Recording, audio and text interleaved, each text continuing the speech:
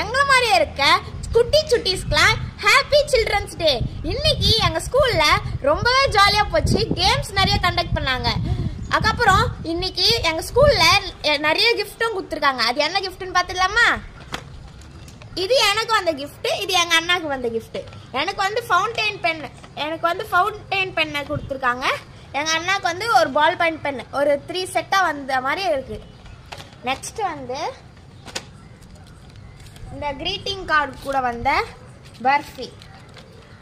இது எங்கள் class teacher தந்தாங்க.